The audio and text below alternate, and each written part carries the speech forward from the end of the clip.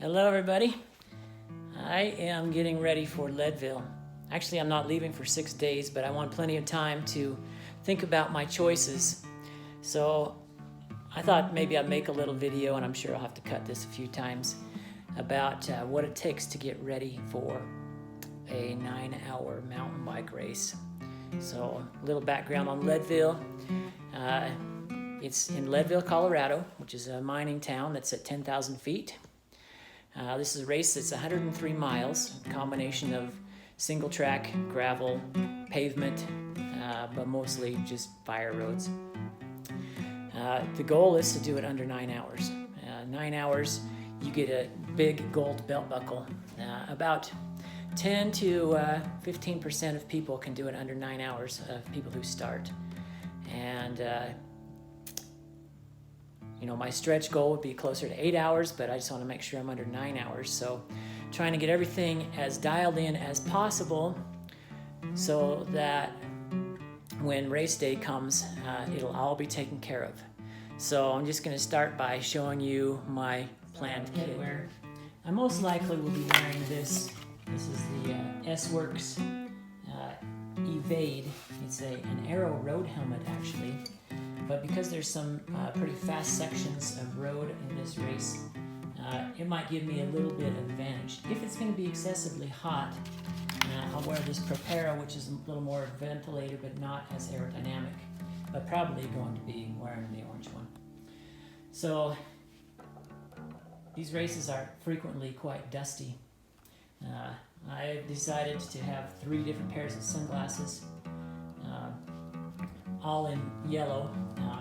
If it gets cloudy or if you go in the trees, I want to be able to see well.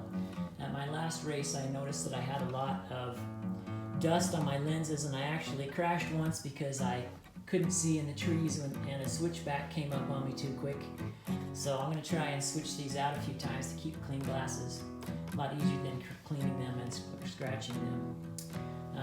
I've got my race jersey along with a long sleeve jersey, just in case if it's going to be cold the whole day. Base layer, my shorts, and my socks, 2 pair of shoes. I'm still deciding which one I want to wear. Well, this brings me to shoe choice. I've basically got the choice between 2 different shoes. These are the S-Works Recon. Arguably the nicest shoes that money can buy. And these are the Specialized Rhymes. These have a little softer sole. They're more friendly for walking. These have a very stiff sole, which is good for power transfer. So how much difference will it really make? Well, here's one of the tried and true tests. So we'll put this on the scale. The Rhyme is 1.08 pounds. Let's see how much the Recon is.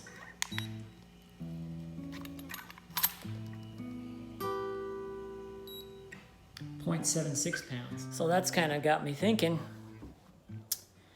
1 pair of shoes is a 1/4 pound lighter per shoe, so that's a 1/2 pound.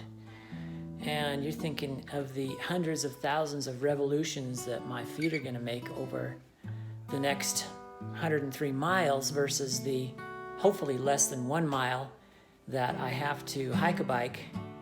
It may be worth it to just go with the S-Works shoes to justify my purchase, of course. How much do they cost, really? You'd like to know, wouldn't you? They actually were $450. I know. I can't believe it either. I mean, I spent less than that on my first bike. But if you think about it, any serious fisherman has a nice rod. Any hunter has a nice gun. Any snowmobiler has an expensive snowmobile. If you want the good stuff, you got to pay the money. I need to talk a little bit about nutrition. This takes some serious planning as well. You figure you're going to do 8 to 9 hours, you need 200 to 300 calories per hour. I found at my last race that it was pretty difficult to eat anything solid because my hands were busy steering my bike. I couldn't really get anything out of my back pocket, so I'm primarily going for a little bit, mostly liquid. And I'm just going to show you how I'm going to do that. To start off, I'm going to start with a bottle in my bottle cage and one in my back pocket. And I'm going to have some of this Scratch Labs hydration mix, which has 80 calories. And then normally I like to drink water, but these bottles are going to get warm and taste plasticky, so I put some electrolyte mix in there just to basically get rid of the plastic mix. Never have worried as much about electrolytes. These are just going to be some throwaway bottles that I'll put in my drop bag. I'll want to use some more of these tabs to keep the plastic taste away. This is 400 calories in the form of a gel and a couple of bars. I'm going to try and eat those early on in the race while I still can eat something solid, but as time goes on, nothing solid really tastes good. These are my cramp breakers. Hot Shot is a cayenne pepper extract that tastes terrible, but it does help with cramps. Then you fill these with pickle juice. I'm going to have 2 Camelbacks for my drop bags. This is the one I'm going to go up Columbine with.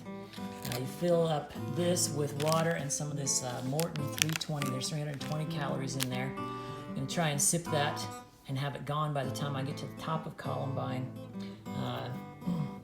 The last few hours of the race, I'm going to run some of this Goo Roctane. It's got an extra amino acids and caffeine. This is the big container, and you put it in this little bottle that you can squeeze out. And I'm going to have another one of these Morton drinks in here. Hydration packs have pockets on the front, and in the top is where you put, I'm just going to put water in here actually. And water tastes best out of these things. Then I stick this plastic container full of the Morton in the pocket. Then I can drink out of one hose to have the Morton or the other hose to have the water till the end of the race. Probably good that I'm doing this little review. I just got on Amazon and I ordered some Goo Chews and shot blocks, as well as some more of the waffles. They usually go down okay. It's a new day and I'm still working on this. Just gonna show you some of my breakfast plans. This year I've switched to cream of wheat. It seems to go down a little easier than oatmeal. A little yogurt, banana, protein shake, and let me try these out. This is a muffin, and this is some flapjacks that you just add water. I'll have those once or twice this week and see if I like that, if I want to do that for race morning. You may or may not be thinking about prescriptions. One of these is a sleeping pill. The other one is actually generic for Viagra. And I'm not taking it for any reason that you might think. Apparently Viagra is one of the fixes for acute mountain sickness, which you get from ascending elevation too much. So I'll probably just stick one of those in my pack and hopefully not. Here's my drop bag for the top of Columbine. There's predicted a 40% chance of rain, so I've got a jacket in here, little headband, extra tube, some gloves, another CO2 cartridge just in case I have used mine and I need to replenish. I've got a couple other bags for other drop zones that I don't anticipate. This is a little find that we used at the last race. This is a solar shower. You leave that sitting out in the sun and it's nice and warm, and you can actually shower while you're waiting at the race and get changed before you go to the hotel, since it's almost an hour away. I got a little bike lock just in case we're gonna lock them up. This is a tricky, this is a changing tent. I don't know how much privacy we're gonna have for a shower or changing, so I'm gonna attempt to show you how this is set up and taken down. It might be kind of comical. Okay, this tent actually goes up pretty easily. Let me just show you.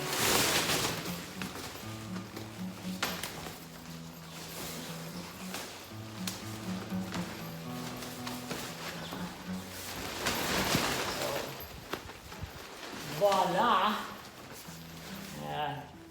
privacy tent up in a jiffy. So there's a hole in the top where you can have your shower hanging down.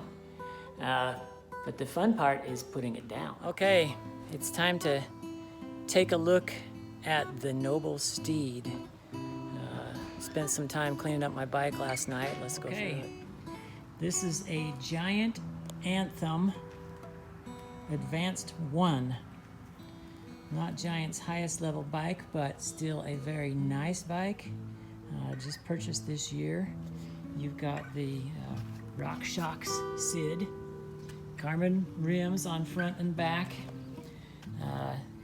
I've added over here a power meter. So if you look closely, if you can see it on the back side of this crank arm, it measures your power to help with pacing.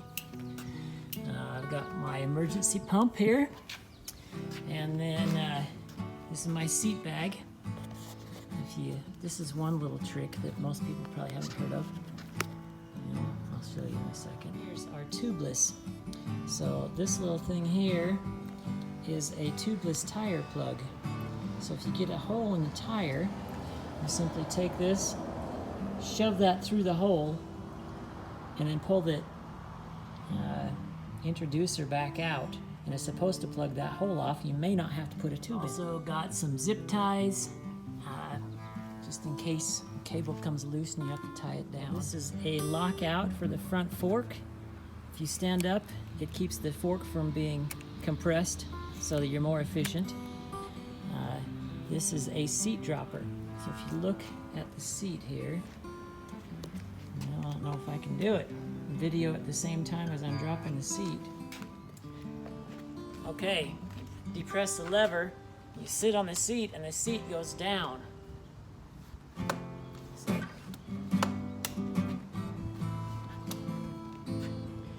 effectively, if you have the seat down for a downhill, it allows you to get your weight farther back on the bike, keeping less weight on the bars, making it less chance that you're going to go over the bars if you hit a bump.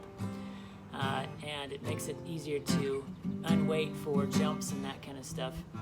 But generally you want to have the seat up when you're climbing or on the flats because that's the most efficient pedaling position. Here I've got my pump. This is a handy little tool. You just open this up and pull that out, and it's got different size Allen wrenches for you.